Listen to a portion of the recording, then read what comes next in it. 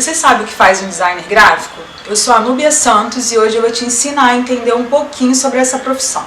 O designer gráfico é aquele profissional que de forma criativa vai fazer com que uma empresa ou um determinado produto atinja o seu público-alvo.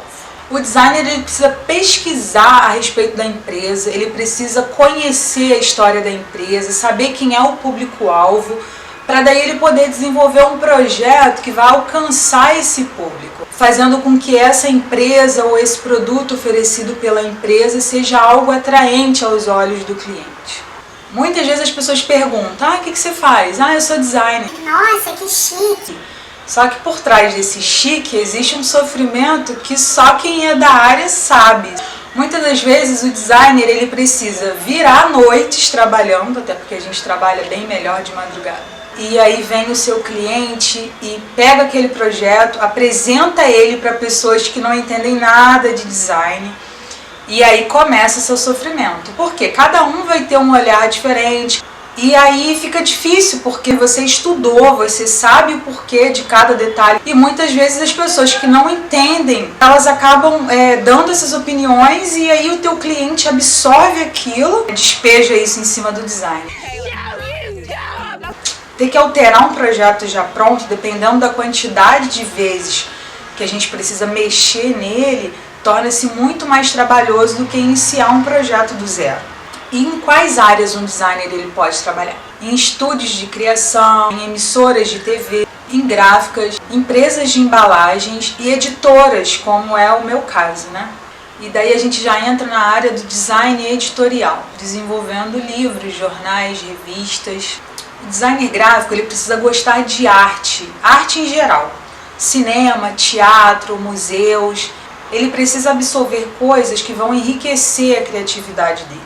Precisa estudar sobre cores, sobre gestalt, sobre história da arte, estética. Como toda profissão demanda um conhecimento, então não é algo que vai surgir de uma hora para outra.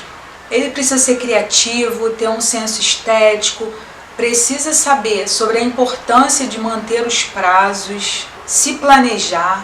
Nada é por acaso, não é simplesmente entrar no YouTube e aprender um pouquinho do software que vai fazer dele um designer. E como era a vida do designer antes desses softwares de criação? Muita gente vê a profissão de design como uma profissão que aparece. Muitos tomam isso como uma questão de ego. Para quem trabalha com design e gosta do que faz, sabe que não é por aí.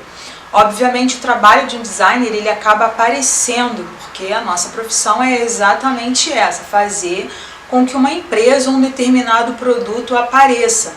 Mas ser designer vai bem além disso.